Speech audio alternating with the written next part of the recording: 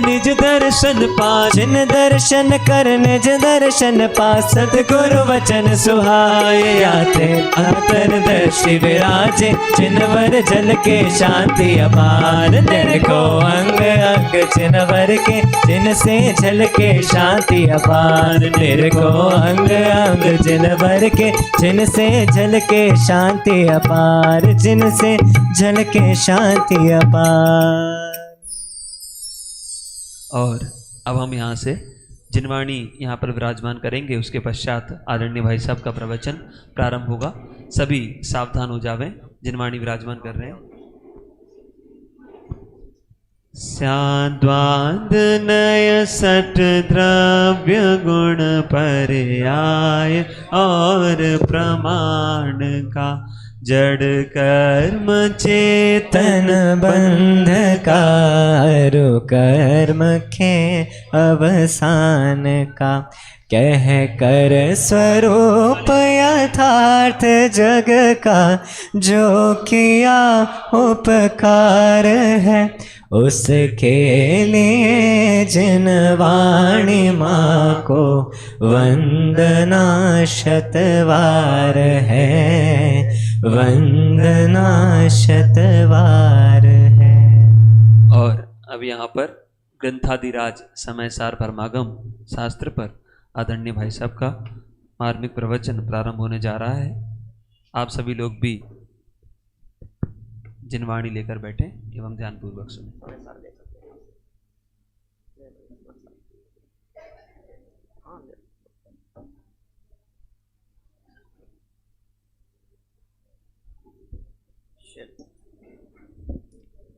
Hello hello hello, शुरू करें हम लोग? तैयार हैं आप लोग? किसके लिए?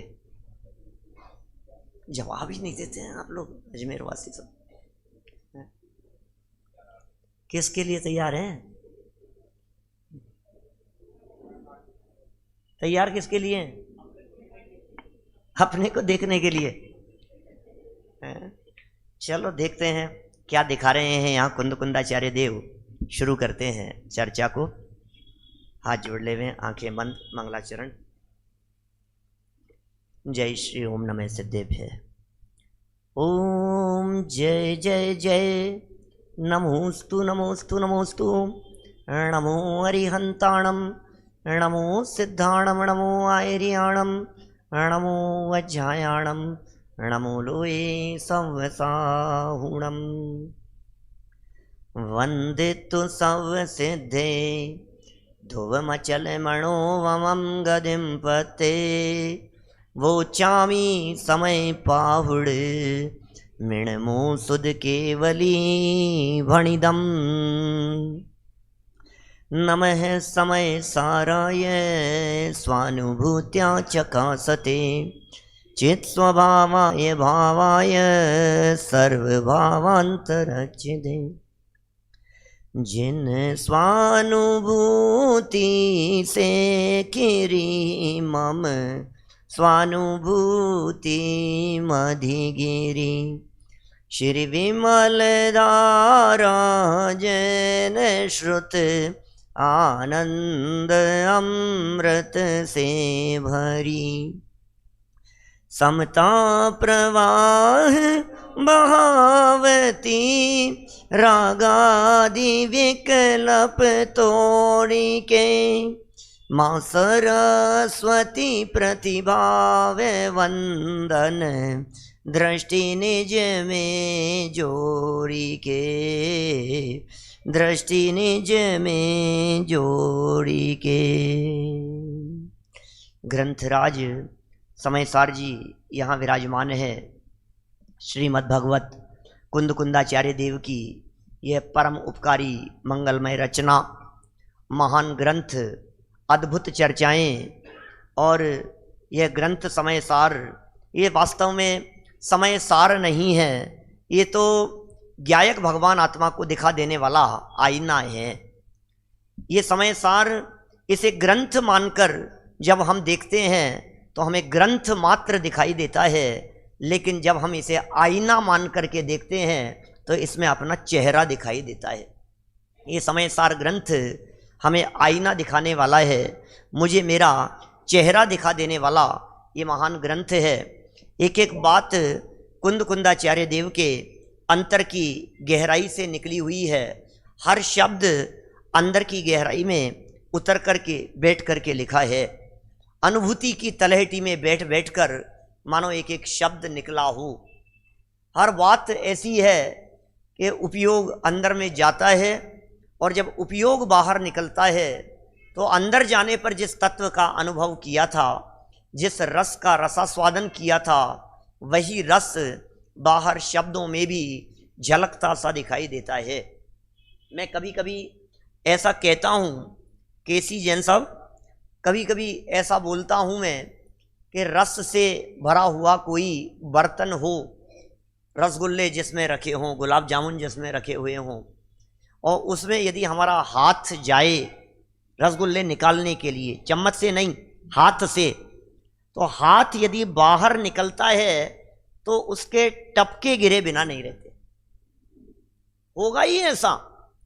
रस से भरे हुए बर्तन में आपकी पांचों उंगलियां गई थी, जब बाहर निकली तो नियम से उसमें से रस के टपके गिरेंगे। बस समझ लीजिए यही स्थिति है कुंद कुंदाचार्य देव का। जब पांचों उंगलियां नहीं, पांचों इंद्रियों से हटकर उपयोग में जब उपयोग समा गया, तो जब बाहर उपयोग निकलता है तो वही रस, जिस रस में डुबकी लगाई थी ना, जिस आनंद में उन्होंने डुबकी लगाई थी, वही आनंद रस झरता है। आनंद रस झरता है कहाँ? कि इन शब्दों के माध्यम से भी वही रस झरता है।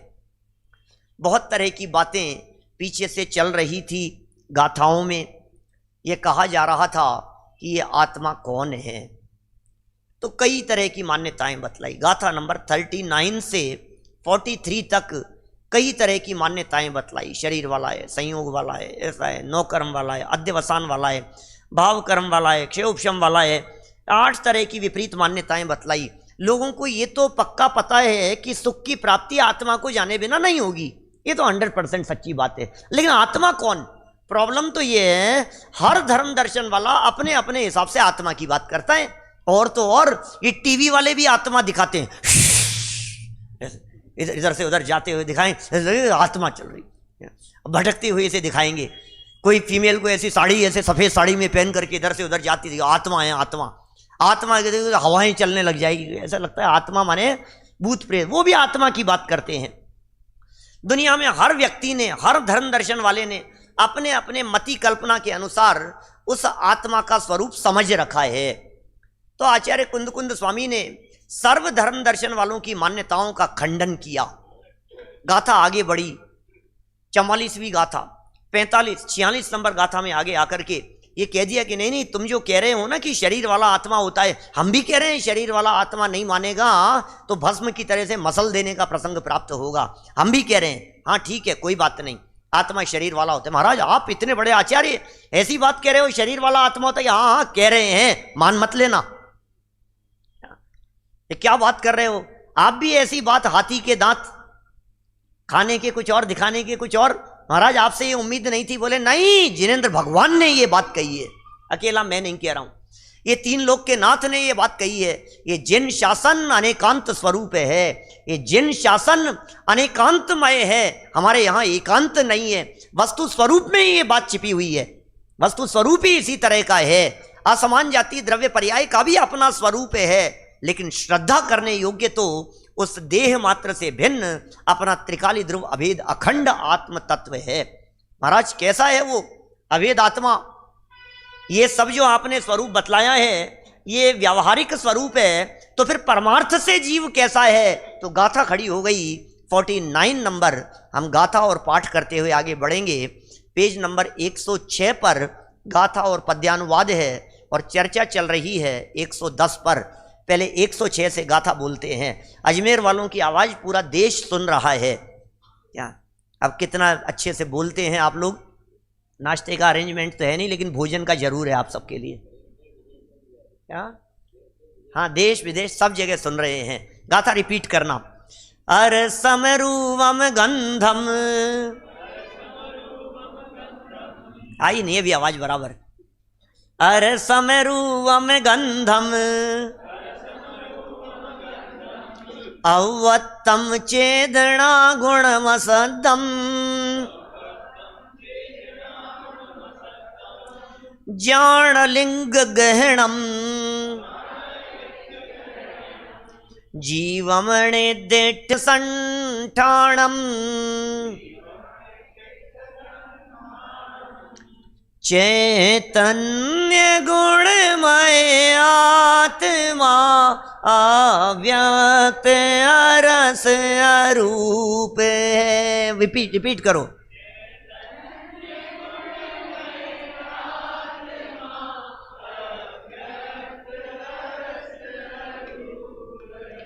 जानो अलिंग ग्रहण से यह अनिर्दिष्ट अशब्द है।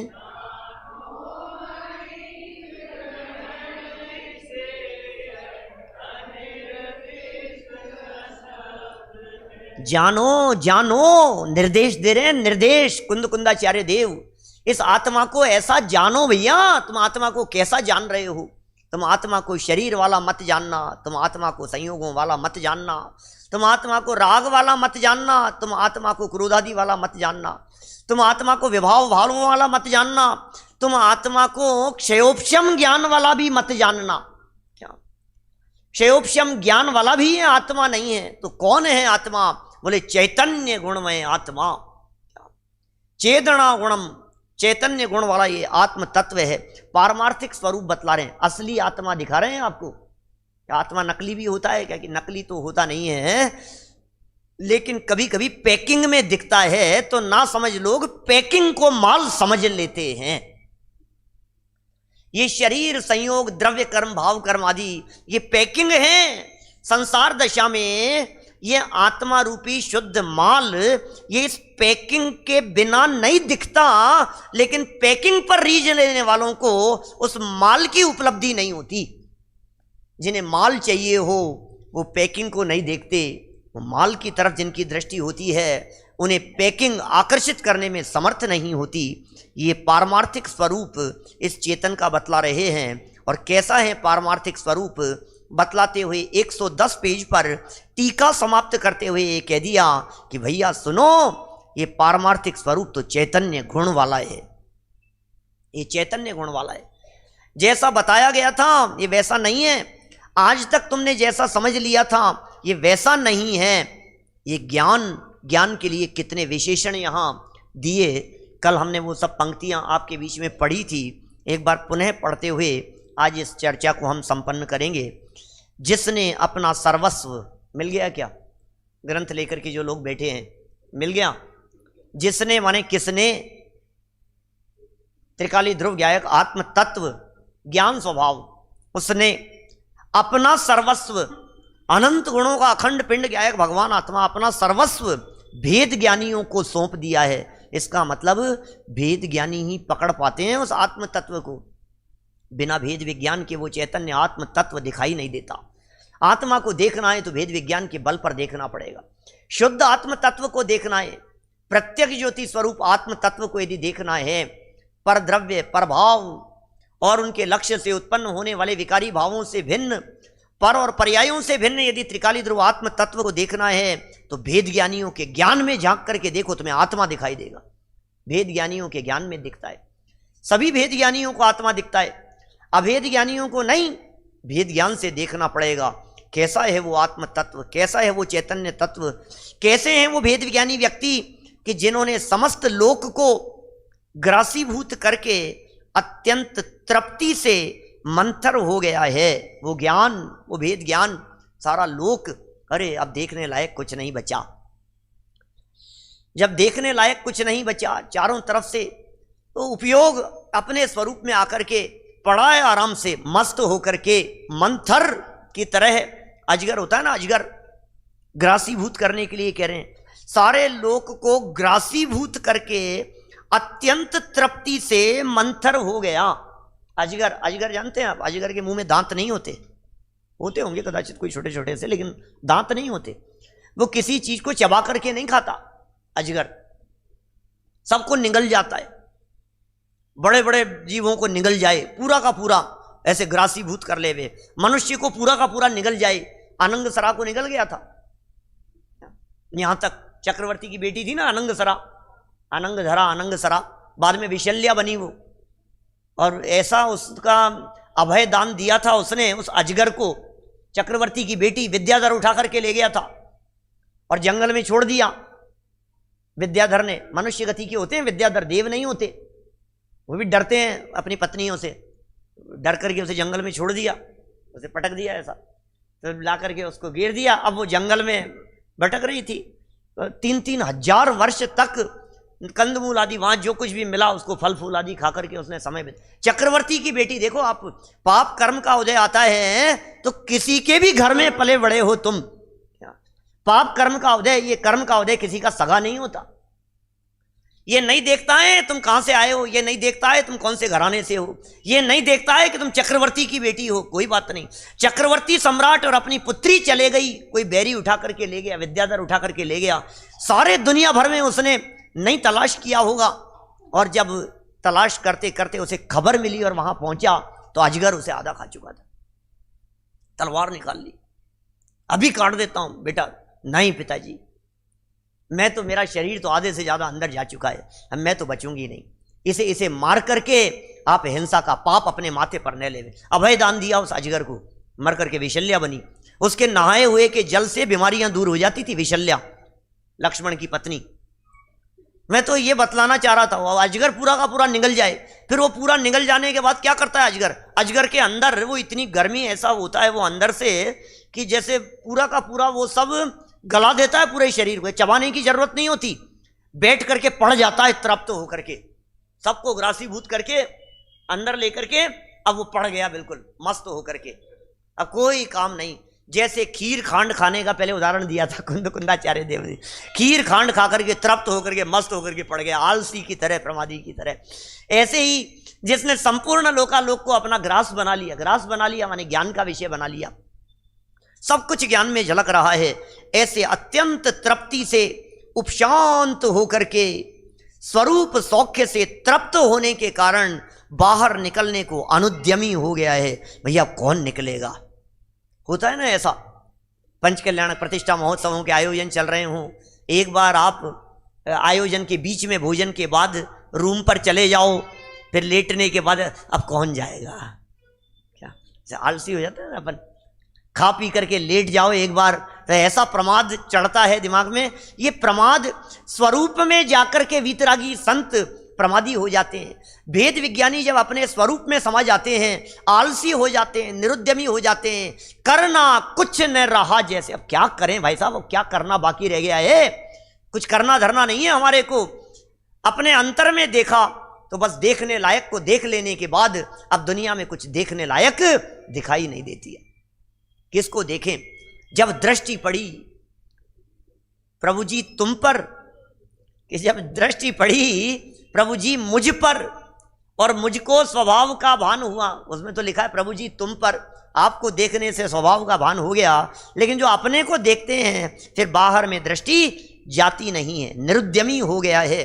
अतः कभी भी किंचित मात्र भी चलायमान नहीं होता, अब विचलित नहीं होता है वो ज्ञान। जिस ज्ञान ने गायक को देख लिया कब विचलित नहीं होगा। आपको हमने आत्मा समझाया, हमने आत्मा समझाया, आप यहां से उठ करके बाहर गए, फिर आपने दुनिया में कुछ और चीज देखी तो आपको आत्मा नहीं, आपको मोबाइल पसंद आने लग गया, फिर आपको आत्मा नहीं, आपको इंटरनेट पसंद आने लग गया। यहां से बाहर उठे, किस किस की महिमा आ रही है हमारे को, हमें कभी कुछ दिखता है, कभी कुछ दिखता है, कभी कुछ दिखता है, सबकी महिमा आती है लेकिन अपनी महिमा नहीं आती है। क्यों? क्योंकि हमने आत्म तत्व का अनुभव नहीं किया, सिर्फ शब्दों से जाना है। ये कह रहे हैं जिसने एक बार अनुभव कर लिया हो फिर किंचित मात्र भी चलायमान नहीं हो। अनुभव ज्ञान से चलायमान नहीं हुआ जाता। जहां अनुभव नहीं होता है ना वहां चलायमान हो जाता है। अग्नि को एक बार छू करके देख लेवे, अनुभव करके देख लेवे कि ये गर्म है। अब दुनिया में कितने लोग आपको मिले, पंकज जी साहब, कितने लोग आपको मिले ये कहें कि अग्नि ठंडी होती है और आप मानने को तैयार हो जाओ। अनुभव है, अब चलायमान नहीं होता है। कितने भी लोग मिल जाएं कि नहीं नहीं, सब लोग मिलकर के कह रहे हैं अग्नि ठंडी होती है, अग्नि ठंडी होती है। अरे भाई कितने भी कह दो, 100 लोग, 50 लोग, 500 लोग, 5000 लोग मिलकर के तलवार मेरे माथे पर तान दो, आप बोल अग्नि ठंडी होती है, तो भी मैं कहूँगा, जबान से कदाचित बोल दूं मैं मौत के डर से, लेकिन मानूंगा तो ये कि अग्नि तो गर्म ही होती है। कुछ भी कहो, अनुभव की बात है। एक बार जिसे अनुभव होता है फिर वो चलायमान नहीं होता, विचलित नहीं होता। अनुभव की बात ही कुछ और होती है। ये अनुभवियों की बात है, वेद विज्ञानियों की बात है, जिसने चैतन्य अनुभव किया, जिसने ज्ञायक अनुभव किया, जिसने अपने आप को त्रिकाली ध्रुव अनुभव किया, जिसने अपने आप को अनादि अनंत अनुभव किया। अब उसके ऊपर तलवारें तन रही है, अब उसके ऊपर बंदूक तान दी गई है। वो कहता है मैं तो अनादि अनंत अनुभव कर रहा हूं, मैं कितना भी मारने का प्रयत्न करो मारा नहीं जा सकता है, मैं तो अनादि अनंत हूं, ध्रुव आत्म तत्व हूं। ये दिखा रहे हैं यहां पर। ओहो, चलायमान नहीं होता। कब चलायमान नहीं होता? कहीं भी चले जाओ ना, फिर चाहे घर में रहें चाहे वन में रहें, वे निज में समाये रहते हैं। वेद विज्ञानी, आपको लगेगा गार्डन में घूम रहे हैं, आपको लगेगा युद्ध क्षेत्र में दिखाई दे रहा है, आपको लगेंगे वेद विज्ञानी अरे रे देखो देखो देखो 96,000 रानियों के साथ में 96,000 महलों में, देखो आपको रथ पर घूम रहा है, देखो युद्ध क्षेत्र में जा रहा है, अरे देखो ये शाही सम्यक दृष्टि, ये लड़ रहे हैं। अरे सब काम जगत के किया करें, आपको पता नहीं है उसकी अंतर्दृष्टि कहाँ है, आपको पता नहीं है अंदर में उसने किसका अवलंबन लिया है, आपको पता नहीं है उसकी अंतरंग परिणति में क्या चल रहा है। सारा खेल परिणति का है। उपयोग दिखाई देता है, परिणति नहीं दिखाई देती है। बाहर का जंजाल दिखाई देता है आपको, अंदर में उसके स्वरूप का अवलंबन नहीं दिखाई देता है। क्या चल रहा है उसके अंदर में? सारी दुनिया ये कह रही, अरे इधर दिव्य ध्वनि खिर रही थी, भरत जी छोड़ करके चले गए। इधर 3-3 शुभ सूचनाएं मिली थी ना भरत जी को, 3-3 शुभ सूचनाएं एक साथ मिल गई थी। दुनिया ये कह रही है, लोग कितने उंगलियां नहीं उठाई होगी साहब लोगों ने, यहां तो विधान चल रहा है, तुम कहां जा रहे हो यार आयोजन को छोड़ करके। 3 शुभ सूचनाएं मिली, केवल ज्ञान की प्राप्ति हो गई। किसको? ऋषभ मुनिराज को। पिताजी कह सकते हैं उपचार से, अब कहाँ पिताजी रहे हैं, 1000 साल पहले उन्होंने दीक्षा ले ली थी, अब तो ऋषभ मुनिराज थे, अब तो हमारे ही नहीं सबके मुनिराज थे। केवल ज्ञान की प्राप्ति हो गई, समव शरण की रचना हो गई, केवल ज्ञान की सूचना मिली उसे, केवल ज्ञान की प्राप्ति हो गई, दिव्य ध्वनि खिरना प्रारंभ होगा, पुत्र रत्न की प्राप्ति और उधर चक्र रत्न आयुधशाला में 3 शुभ सूचनाएं एक साथ मिली। फिर क्या हुआ? चलो चलो समव शरण में पहुंच गए, और समव शरण में पहुंच करके सबसे पहले उन्होंने जिनेंद्र देव की पूजन की, केवल ज्ञान लक्ष्मी की पूजन की। सौधर्म इंद्र के साथ में मिलकर के भरत चक्रवर्ती ने वहां जिनेंद्र देव की पूजन की है, और पूजन करने के बाद में घर आकर के जन्मोत्सव मनाया है। इसका मतलब पहले धर्म है, फिर परिवार है, और फिर उसके बाद में राजकाज है। पहले 3 शुभ सूचनाएं एक साथ मिली थी, एट ए टाइम मिली थी। फर्स्ट नंबर किसको दिया? भरत जी ने, केवल ज्ञान लक्ष्मी की पूजन। सेकंड नंबर किसको दिया?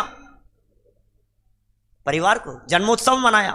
फिर तीसरे नंबर पर क्या? अब सारी दुनिया, अब सारा राजपाट की चर्चा होगी सारे मनाने के लिए। अब चले गए चक्र रत्न लेकर के, दुनिया क्या कहेगी? 60,000 वर्ष के लिए निकल गए चक्रवर्ती सम्राट आप। इधर तो दिव्य ध्वनि प्रारंभ करने का निवेदन किया, आपको मालूम है सौदर में इंद्र चक्रवर्ती ऐसे महापुरुषों के द्वारा केवल ज्ञान हो जाने पर, समव शरण की रचना हो जाने पर, वहां पूजन कर लेने के बाद तीर्थंकर परमात्मा से दिव्य ध्वनि द्वारा जगत के जीवों का कल्याण करने के लिए निवेदन किया जाता है। देखा होगा आपने दृश्य पंच कल्याणकों में, वे निवेदन करते हैं। यद्यपि तीर्थंकर परमात्मा इच्छा विहीन है, उन्हें इच्छा नहीं है, उन्हें विकल्प नहीं है, उन्हें रागादिक भी नहीं है, लेकिन ऐसा ही नियोग है कि इधर इनका निवेदन करना होता है और उधर उनकी दिव्य ध्वनि खिरना सहज ही प्रारंभ हो जाता है। प्रभु तो वचनों के भी करता नहीं है, वाग विलास से परे हैं वे, तो सहज ही वाणी खिरना प्रारंभ हो गया। प्रथम श्रोता थे भरत चक्रवर्ती ऋषभ देव स्वामी के समव शरण में। पहले ही दिन सुनकर के इतना तृप्त हो गए कि अब 60,000 वर्ष की छुट्टी,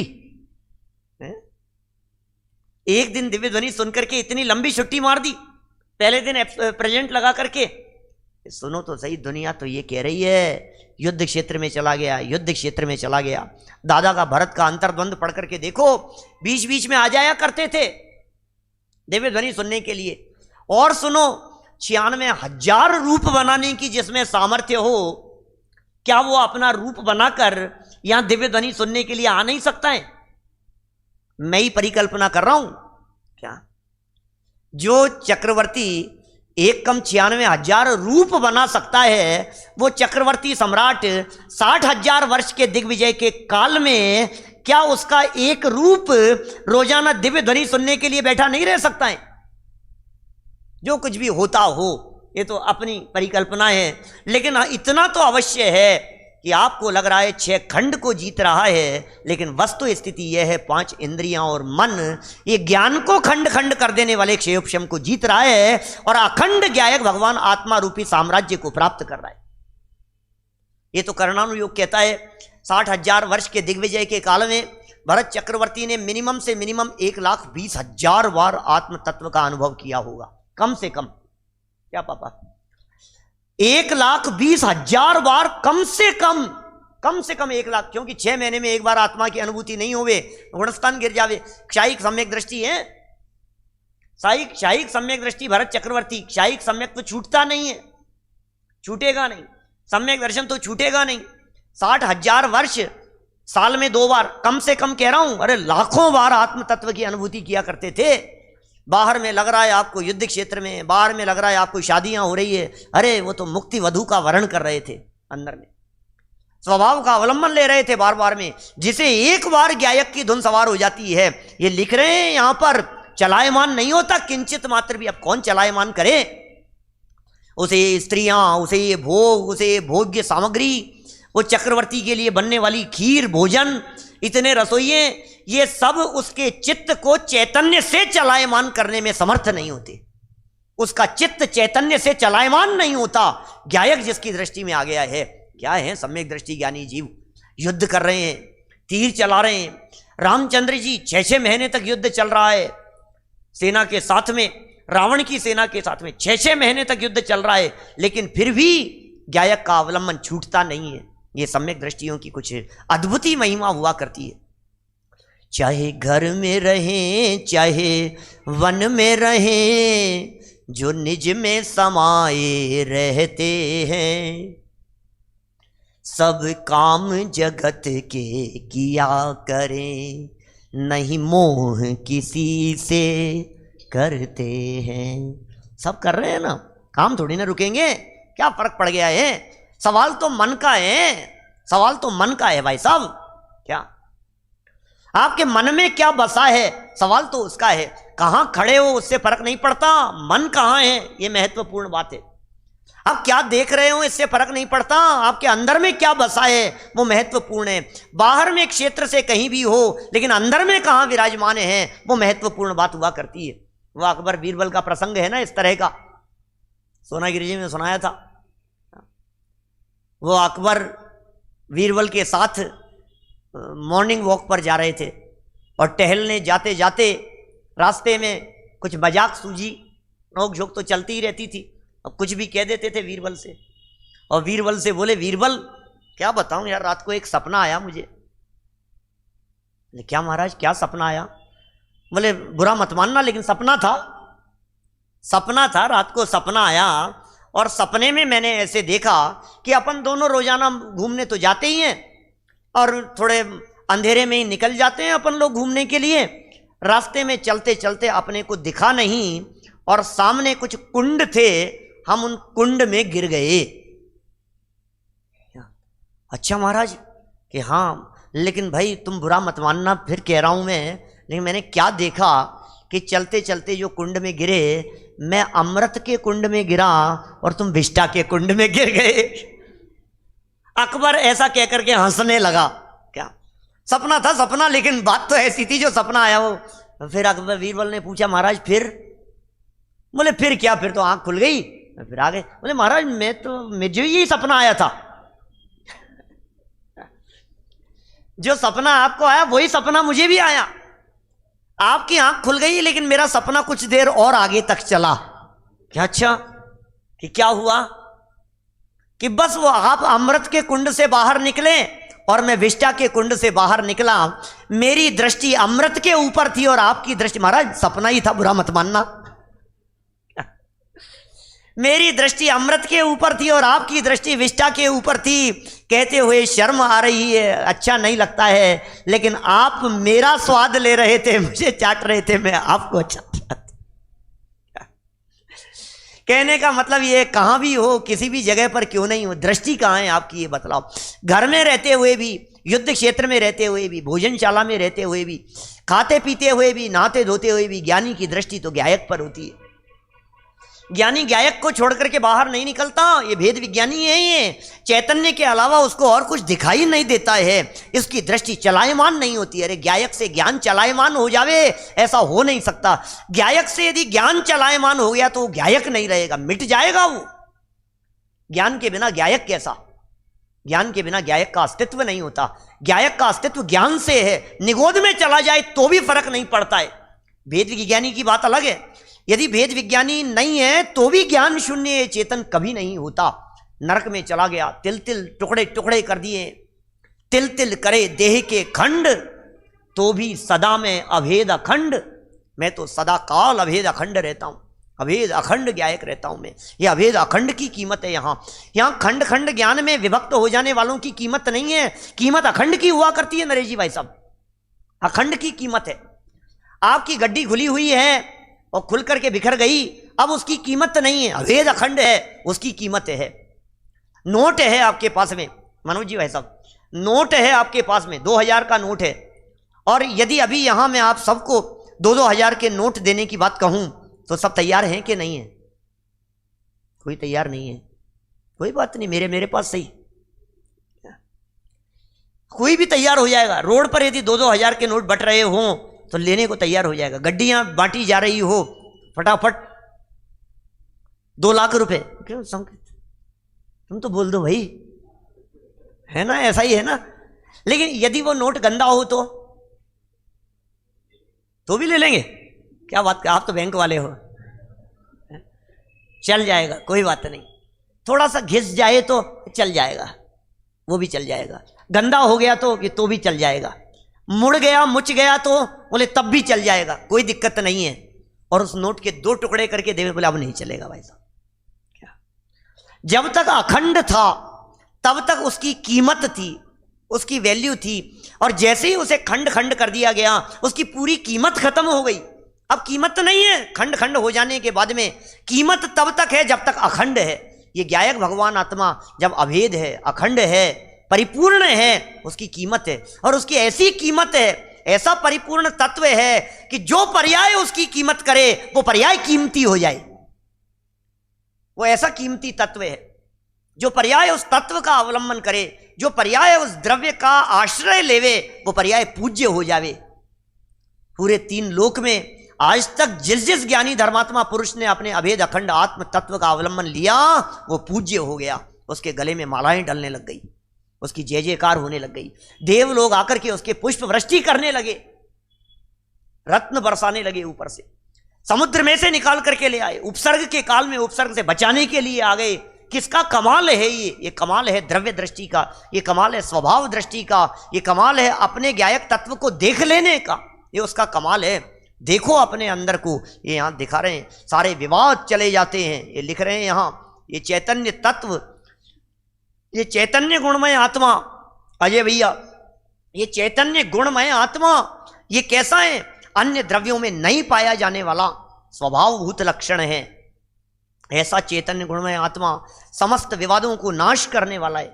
कौन से विवादों को नाश करने वाला है? ज्ञान की शक्ति। कल हमने चर्चा की थी आपके बीच में, जहाँ ज्ञान होता है वहाँ विवाद नहीं होता, जहाँ विवाद होता है वहाँ ज्ञान नहीं होता। सारे झगड़े ना समझ लोगों के हैं, सारे झगड़े अज्ञानियों के हैं, सारे झगड़े क्योंकि ज्ञान और कषाय का विरोध है आपस में। आकुलित भयो अज्ञानधारी, अज्ञान को धारण करके ये जीव आकुलित होता है, ये दुखी होता है। आपकी सारी परेशानियां आपके अज्ञान के कारण है। परेशानियों का कारण अज्ञान है। यह अज्ञान दुख का घर है। ज्ञान सुखों की खान है और दुख की खान अज्ञान। सुनिए क्या लाइनें, 4 बातें कहते हैं ना। ज्ञान सुखों की खान है और दुख की खान अज्ञान, तन भोगों की खान है तन रोगों की खान है और धन भोगों की खान, ज्ञान सुखों की खान है और दुख की खान अज्ञान। 4 बातें कह दी साहब विनय भैया, 4 बातें कह दी। क्या क्या? ये तन रोगों की खान है। तन तो रोग है, बीमारियां हैं, घेर रखी हैं। तन तो रोग ही रोग हैं, तन रोगों की खान है और धन भोगों की खान, ज्ञान सुखों की खान है और दुख की खान। लड़ाई हो रही है भाई साहब, विवाद हो गया है भाई साहब। बोले अज्ञान की वजह से है, समझदारों में विवाद नहीं होते, अनंत ज्ञानियों का एक मत होता है और अनंत अज्ञानियों की क्या बात करें, एक ही अज्ञानी के अनंत मत खड़े हो जाते हैं। अनंत ज्ञानियों का एक मत, ज्ञानियों में विवाद नहीं होता और अज्ञानी शांति से बैठ नहीं सकते। अज्ञानियों के घर में शांति नहीं होती और ज्ञानियों के यहां अशांति नहीं हुआ करती है। ये समस्त विवादों का नाश करने वाला है। विवाद क्या चल रहे थे? विवाद क्या थे? विवाद कौन से थे? 39 नंबर की गाथा से 42 नंबर गाथा तक आत्मा को लेकर के जो विवाद खड़े हुए थे, आत्मा ऐसा है, दूसरे ने नहीं आत्मा ऐसा है, तीसरे ने नहीं आत्मा ऐसा है। ये जो विवाद खड़े हुए थे आत्मा को लेकर के, संयोग वाला, शरीर वाला, नौकर्म वाला, द्रव्य कर्म भाव कर्म वाला, क्षयोपशम भाव वाला, ये जो आत्मा को लेकर के विकल्प और विवाद खड़े हुए थे, उन समस्त विवादों को नाश करने वाला है कौन? ये चेतना गुण, ये ज्ञान गुण, सदा अपने अनुभव में आने वाले, ऐसे सदा अपने अनुभव में आने वाले। अनुभव में आ रहा है क्या ज्ञान? ज्ञान अनुभव में आ रहा है क्या? सबको अनुभव में आ रहा है ये ज्ञान, सबको अनुभव में आ रहा है। स्वपर प्रकाशक है, स्वपर प्रकाशक। निगोद से लेकर के सिद्ध भगवान तक सभी जीवों को स्व और पर दोनों प्रति समय अनुभव में आ रहे हैं, प्रति समय पकड़ में आ रहे हैं। अज्ञानी को भी और ज्ञानियों को भी, निगोदिया को भी, मिथ्या दृष्टि को भी और सम्यक दृष्टियों को भी, सिद्ध भगवान को भी पर ख्याल में आ रहे हैं। मुनिराजों को अनुभूति के काल में भी स्वपर प्रकाशक है और निगोदिया जीव को देह में एकत्व बुद्धि के काल में भी स्वपर प्रकाशक है। ये ज्ञान का स्वभाव स्वपर प्रकाशक है, शक्ति है स्वपर प्रकाशक। इसके बिना नहीं होता आत्मा कभी कि साहब। जब आत्मा ही विषय बनता है, जब अनुभव का काल होता है, जब शुद्धोपयोगी जीव अपने शुद्धोपयोग में ही लीन होते हैं, जब शुद्धोपयोग में ही समाये हुए होते हैं, तब स्वपर प्रकाशक कैसे होगा? लिख रहे हैं यहां, तब स्वपर प्रकाशक कैसे हो? पर कहां जानने में आएगा उसे? अनुभव के काल में तो आत्मा ही जानने में आ रहा है ना। शुद्धोपयोग के काल में उपयोग बाहर आया तो पर जानने में आया, उपयोग समस्त पर पदार्थों से हट गया और ज्ञायक आत्मा जानने में आया। अरे कई तरह से ज्ञानियों ने, विद्वानों ने, परंपरा से, गुरुदेव श्री ने, युगल जी बाबूजी ने, दादा ने कई एंगल से उसके स्वपर प्रकाशकपन को सिद्ध किया है। बाबूजी साहब कहते थे, युगल जी बाबूजी साहब, जब अंदर अपने स्वभाव में लीन हुआ, अतीन्द्रिय आनंद रस चख रहा है, तो ज्ञान के द्वारा वो ज्ञान जानने में आ रहा है और ज्ञान के द्वारा वो आनंद भी जानने में आ रहा है। तो ज्ञान के द्वारा जो ज्ञान जानने में आया, ये उसका स्वप्रकाशकपना, और ज्ञान में जो आनंद जानने में आया, वो ज्ञान से पर होने के कारण वो उसका पर प्रकाशकपना। ख्याल में आ रही है बात?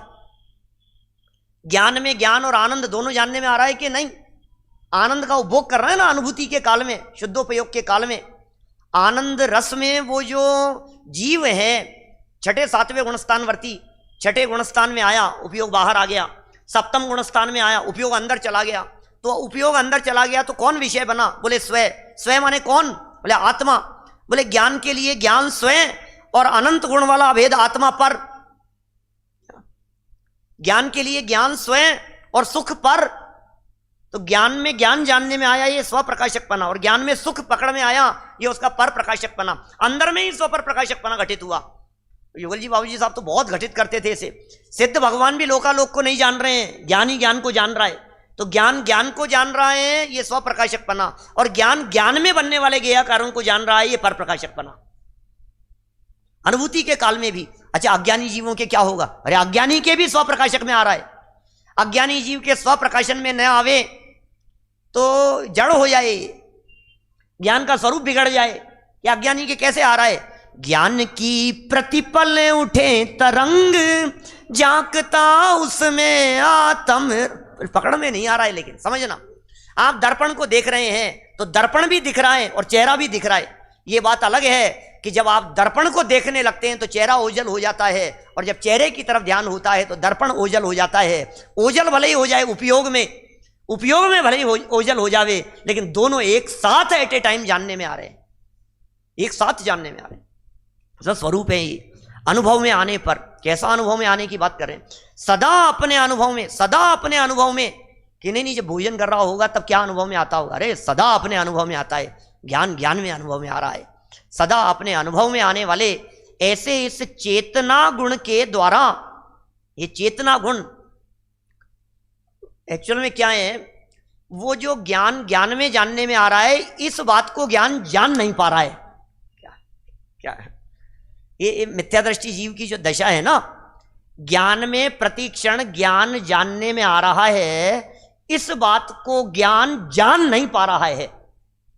आ तो रहा है, सहज जानने में तो आ रहा है, ज्ञान में ज्ञान जानने में आ रहा है, लेकिन ज्ञान में जानने में आ रहा है, इस बात की खबर नहीं है, इस बात का पता नहीं है। और जो ज्ञेय जानने में आते हैं उनकी तरफ आकर्षित होकर के ये जीव खेद खिन्न होता है, दुखी बना रहता है। तो यहां कितनी सुंदर बात कही है, सदा अपने अनुभव में। अनुभवियों की बात चल रही होगी कि नहीं? अनुभवियों की बात नहीं चल रही है। अनुभवियों की तो वो बात कह दी थी समझाने के लिए, यहां तो पारमार्थिक स्वरूप बतला रहे हैं जीव का। यहां चौथे गुणस्थान से ऊपर वाले जीवों की चर्चा नहीं चल रही है संकित, ये चौथे गुणस्थान से ऊपर वालों की चर्चा नहीं चल रही है। यहां तो भाई साहब जीव का पारमार्थिक स्वरूप बतला रहे हैं, और पारमार्थिक स्वरूप माने परम शुद्ध निश्चय का विषयभूत आत्मा, वो यहां दिखा रहे हैं। पारमार्थिक स्वरूप माने सदा काल एक रूप रहने वाला, उसके बारे में कह रहे हैं। सदा अपने अनुभव में आने वाले ऐसे इस चेतना गुण, चेतना अनुभव में आ रही है, जागृति है, जिंदापन की जो अनुभूति है, इसका नाम है चेतना अनुभव में आ रही है। आपको ये जिंदापन की अनुभूति होती है या नहीं राज चाचा? मैं जिंदा हूं, ये जो अनुभूति हो रही है, ये चेतना अनुभव में आने वाले इस चेतना गुण के द्वारा जीव कब प्रकाशमान है? कब प्रकाशमान है? सदा प्रकाशमान है, सदा ही प्रकाशमान है। अतः जीव चेतना गुण वाला है। ओह, इस प्रकार 9 विशेषणों से युक्त, जरा याद करना, गाथा पूरी हो रही है, गाथा संपन्न हो रही है। पूरी तो होती नहीं है, गाथा तो तब पूरी होगी जब सिद्धालय में जाके विराजमान होंगे। क्या गाथा तो तब पूरी होगी जब अपने अंदर में समा जाएंगे, तब होगी गाथा तो पूरी। ये कह रहे हैं इस प्रकार 9 विशेषणों से युक्त। कौन से 9 विशेषण? अरस, ध्यान देना, आत्मा के विशेषण बतला रहे हैं। आत्मा कैसा है? अरस है, अरूप है, अगंध है, अस्पर्शी है, 4। 5वां अशब्द है, फिर 6ठा अनिर्दिष्ट संस्थान वाला है, फिर 6ठा अव्यक्त है, फिर 7वां कैसा है? अलिंग ग्रहण है। 8 हो गए? 7 ही हुए? 6वां 2 बार हो गया था, तो कितने हुए? 7 ही हुए? 8 हो गए? अशब्द है, हो गए ना 8 भाई, 6 हो गए ना, ये 5 तो इंद्रियों वाले हो गए, स्पर्श रस गंध वर्ण और शब्द, और 5 के बाद में अव्यक्त, पहले अनिर्दिष्ट संस्थान, फिर अव्यक्त, और फिर अलिंग ग्रहण। 8 हो गए। और फिर चैतन्य गुणमय आत्मा। मैंने 8 बातें तो नास्ति से कही, निषेध से कही, और एक बात अस्ति से कही। जरा देखिए दादा क्या लिख रहे हैं नीचे, ये तो अमृत चंद्राचार्य के शब्द हैं अभी। इस प्रकार 9 विशेषणों से युक्त चैतन्य रूप निर्मल प्रकाश वाला एक भगवान आत्मा परमार्थ स्वरूप जीव है। 9 विशेषणों से युक्त होने पर भी एक भगवान आत्मा, 9 नहीं है, ये परमार्थ जीव है, जो इस लोक में भिन्न ज्योति स्वरूप टंकोत्कीर्ण विराजमान है। ओह, माने वो अरस था, अरस है, अरस रहेगा। वो अस्पर्शी था, अस्पर्शी है, अस्पर्शी रहेगा। वो अरूप था, अरूप है, अरूप रहेगा। सब पर लगाइए। ये टंकोत्कीर्ण विराजमान है सदा काल। ये आत्म तत्व टंकोत्कीर्ण है। टंकोत्कीर्ण तो शब्द ही अपने आप में बड़ा गजब का है। एक बार हमारे पूनम चंद जी छाबड़ा साहब इंदौर वाले हमारे मंत्री थे जयपुर के, वो उन्होंने टंकोत्कीर्ण शब्द निकलवाया सब बच्चों से कह करके, भूल गया मैं तो, लेकिन वो पूरे समय सार में बोले टंकोत्कीर्ण शब्द कितनी बार आया है, निकालो इसको, सब निकालो। तो कोई 800,000 बार टंकोत्कीर्ण शब्द का प्रयोग किया 415 गाथाओं में, टीकाओं में, मतलब 700-800 बार टंकोत्कीर्ण टंकोत्कीर्ण टंकोत्कीर्ण। अरे टंकोत्कीर्ण है ये गायक, मेरा वो स्वरूप है जिस स्वरूप को कोई मिटा नहीं सकता, ऐसा स्वरूप है। टंकोत्कीर्ण माने अनचेंजेबल, टंकोत्कीर्ण माने ऐसा ध्रुव परमात्मा, बना बनाया वज्र का किला जिस पर किसी का कोई प्रभाव नहीं पड़ता। वो पुतिन हो या कोई भी हो, तुम्हारे दुनिया भर का कोई भी आदमी बम डाल देवे माथे पर ला करके, पटक देवे, तो क्या होगा उससे? कुछ नहीं होता। मैं बम प्रूफ हूं, मैं फायर प्रूफ, एयर प्रूफ, क्या क्या आप कह दो, आप जो भी आपको कहना हो। मैं कैसा हूं? मैं ये ऐसा चैतन्य तत्व टंकोत्कीर्ण। जरा देखिए, अब ये टीका तो पूरी हो गई। अब गायक भाव प्रबोधिनी में इस गाथा के संदर्भ में कुछ निष्कर्ष दिए हैं, जरा सुनिए। रस, रूप, गंध और स्पर्श, ये 4 पुद्गल के गुण हैं और शब्द पुद्गल की पर्याय है। स्पर्श, रस, गंध, वर्ण ये तो पुद्गल के गुण हैं और शब्द पुद्गल की पर्याय है। तो शब्द का गुण कौन सा है? शब्द यदि पर्याय है, यदि कोई पर्याय होती है, मेरा प्रश्न है आप लोगों से, पर्याय तो गुण या द्रव्य की होती है ना। शब्दों को यदि पर्याय का है और शब्द वास्तव में है भी पर्याय ही, तो कौन से गुण की पर्याय है शब्द?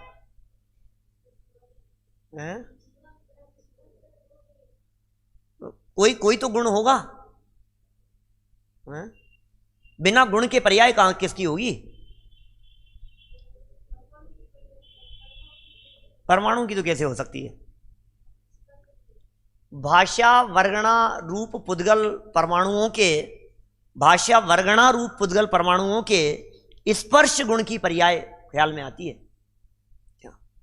ये जो ध्वनि होती है ना, ध्वनि जो भी आवाज है, ये आवाज पुद्गल स्कंधों के टकराने से उत्पन्न होती है। स्पर्श होने से, जब पुद्गल आपस में स्पर्श होते हैं, टच होते हैं, तो ये कहां से आई ये आवाज? ये किसकी है? ये स्पर्श से निकली हुई है। और विचार करना, गंभीरता से तलाशने का प्रयास करना, आगम में, आगम शिरोधार्य है हमारे लिए। पुद्गल की पर्याय है ये शब्द। भाषा वर्गणाएं जड़ है, लेकिन ये तो नक्की है कि ये जड़ है। ये 5 इंद्रियों के विषय हैं। स्पर्श, रस, गंध, वर्ण, शब्द, ये इंद्रियों के विषय हैं। यहां इन 5 के निषेध रूप 5 विशेषण आरंभ में ही लिए गए हैं। इससे यह संकेत मिलता है, क्यों विशेषण दिए? ये संकेत मिलता है कि आचार्य देव यह कहना चाहते हैं कि पारमार्थिक जीव इंद्रियों का विषय नहीं है, अतः इंद्रियों के माध्यम से नहीं जाना जा सकता। ये पारमार्थिक जीव को यदि आपको देखना हो तो इंद्रियों से नहीं देखा जाएगा। देख लो आंख खोल करके, बोले आंख खोल करके नहीं दिखता, कि बंद करके देख लो, कि बंद करने से भी नहीं दिखता। अरे आंखों का कोई रोल नहीं है, आंखें खुली हो या हो बंद, वो दिख सकता है गायक भगवान आत्मा। आंखों का रोल नहीं है उसमें। कोई कहता है आंख खोल के देख लो, कोई कहता है आंख बंद करके देख लो। अरे बंद मैं क्या करूं आंखों को? आंखें बंद क्या, आंखें यदि फोड़ दी जाए तो भी आत्म तत्व दिखाई देता है। आंखें बंद होने और खुली होने का कोई प्रभाव नहीं पड़ता है उसके ऊपर। स्पर्श से अतीत है, रस से अतीत है, गंध, वर्ण आदि सर्व प्रकार के पुद्गलों से भिन्न इंद्रियों के विषय नहीं है वो आत्म तत्व। यहां निषेध रूप 5 विशेषण दिए। संकेत क्या दिया? पारमार्थिक जीव इंद्रियों का विषय नहीं है, अतः इंद्रियों के माध्यम से नहीं जाना जा सकता। इंद्रियों से नहीं जाना जा सकता। अरस, अरूप, अगंध, अस्पर्श, अशब्द, अव्यक्त, अनिर्दिष्ट संस्थान और अलिंग ग्रहण, ये 8 विशेषण तो निषेध परक हैं। और ये निषेध परक विशेषण इतने जबरदस्त हैं, इनका यदि भाव भाषण हो जावे तो रस से परेशान नहीं हो। कैसे? खोटे रस को देख देख करके, और अरूप कुरूप अवस्था देह की होने पर खेत खिन्न नहीं हूं, देह की सुगंध दुर्गंध आदि स्थितियों को देख करके परेशान नहीं हूं, अस्पर्श इससे दुखी नहीं हूं, अशब्द हमारे सब जितने दुख के कारण जगत में दिखाई देते हैं उन सब को यहां लाइन से उनका निषेध कर दिया कि तेरे अंतर में तो इन दुख के कारणों का प्रवेश ही नहीं था।